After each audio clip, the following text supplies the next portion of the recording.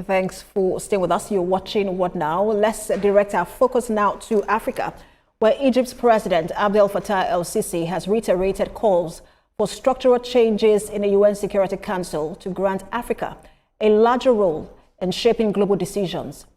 President El-Sissi made the plea for a more pluralistic world at a conference of the Russia-Africa Partnership held in Cairo, which was attended by ministers from more than 50 African countries, along with representatives from several African and regional organizations. He added that international financial institutions need to undergo similar reforms to ensure Africa an equitable representation. All right, let's explore this further as we bring in a global affairs analyst, Dr. Brian Rubin. Thank you so much for joining us. Thank you. What do you make of this latest call? It's not the first time. Nigeria's President Bola Ahmed Tinubu has been pushing for this as well in recent times. But this time is the Egypt's President Abdel Fattah El-Sissi calling for structural changes in the UN Security Council and that Africa be granted a larger role in shaping global decisions. What's your thought on that? Thank you, Precious. It's a good call. However, whenever we discuss UN reforms or Africa's role in global governance, it is important to step back from personalities and proposals and look at the structure itself. The United Nations was created for a different era, one where power was concentrated, rules enforceable, and consensus among major powers was possible. Today, the system struggles not because too many voices are missing, but because authority has weakened. Decisions are often blocked, enforcement is selective, and outcomes increasingly depend on who has leverage outside the UN framework. So the conversation Africa must have is not only about representation, but about effectiveness. In a world where power has shifted from institutions to coalitions and capabilities, where even tech CEOs wield diplomatic powers, the real question is about how global governance adapts and how Africa positions itself within that reality, rather than just within nostalgia. And I like the conversation you have started in terms of not just making a call, but ensuring that we have the leverage. I know that we have the human and demographic weight, but in terms of the economic and political weight, do we have that to sit at that council? The truth of the matter is that Africa is too big a continent to be ignored. It is grossly, completely, and in every way can be qualified wrong that the African voice is missing at the UN Security Council. But you see, Precious, my concern is not just that Africa's voice is missing there. I'm actually looking at the relevance of the UN as a body, in a time like this. All of the Bretton Woods institutions seem to be really toothless bulldogs. So it's important to have a seat at the table, all right? But reforming the UN itself to truly serve the purpose of today's realities is what I'm particularly interested about. But to your question, do we have the economic power? I mean, Precious, think about it. Africa clearly has the economic power and the human resources, the intellectual capability. It is too much, we've got too much to be ignored. We should be sitting, but there are really several other serious conversations because, for example, Egypt is pushing this now. And definitely Egypt is interested in being in there, okay? So what we have been pushing for all along is 2 permanent seats, right? And so which countries are going to be that? Is it Nigeria and Egypt? Is it South Africa? And Dr. Brian, I want to come in here. Really serious.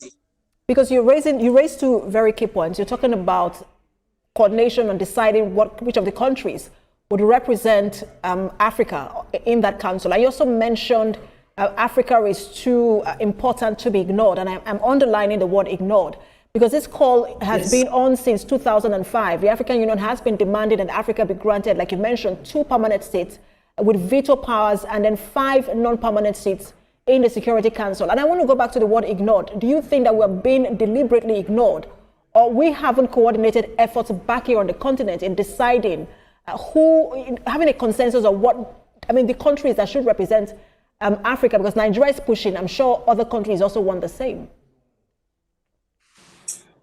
Well, you see the thing, yeah, you're right. We're pushing for 2 permanent seats and all of that. But we still have this paralysis because you find out that African nations we've not come to a point where we've named names. And that is critical.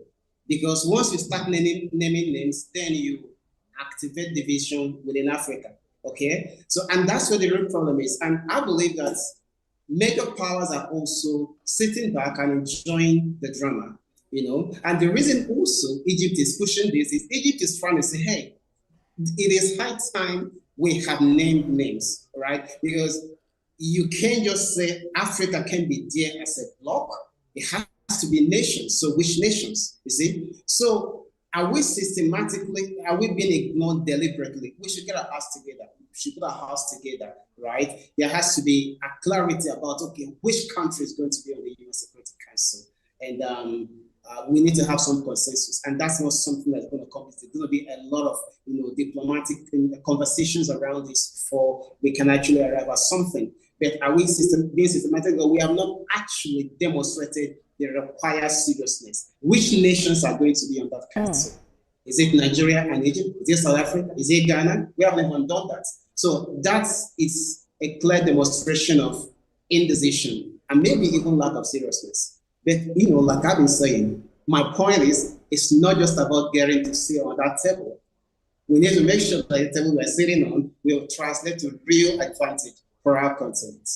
And I'm guessing Egypt is also positioning itself, because if you're picking 2 countries, I guess it will boil down to sub-Saharan Africa and Northern Africa. So it looks like a positioning as well by Egypt. But shouldn't this be a conversation that is, I know the AU has been pushing, but they have extraordinary meetings. Shouldn't be a time for AU to sit down and say, let's have, because we do this very individual conversations on the continent.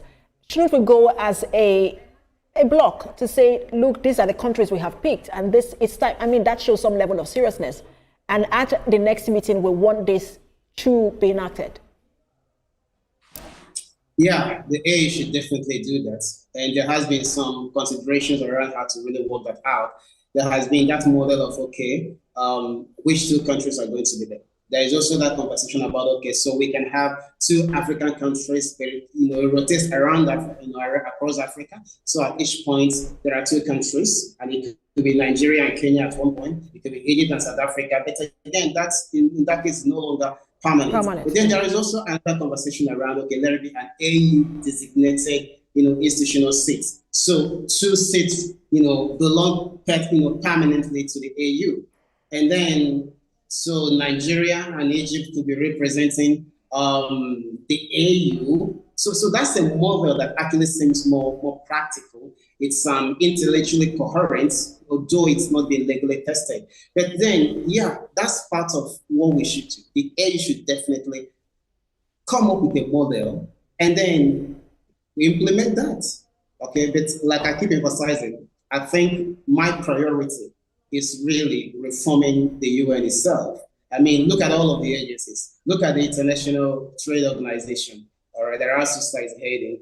And in the face of their work, we see tariffs and all of that flying all over the place. But that organization is there. So that really doesn't make a lot of sense. Dr. Brian, from where I see it looks a bit easier. Maybe it's just because it's from where I see it, because you can pick from 2 countries from sub-Saharan Africa, and then the Northern Africa. And then we have 5 regional blocks. There is the EAC, there is SADC, there is ECOWAS, and then the one for the Northern Africa and the Central Africa as well. And so, for the 5 non-permanent seats, it just seems a bit easy. But we'll see how the AU continues to push for this and coordinate response back on the continent. Always a pleasure to have you on. A Global Affairs Analyst and Executive Chairman, 16th Council UK, Dr. Brian Ruben. Thank you so much for talking to us. Thank you, Precious. Thank you.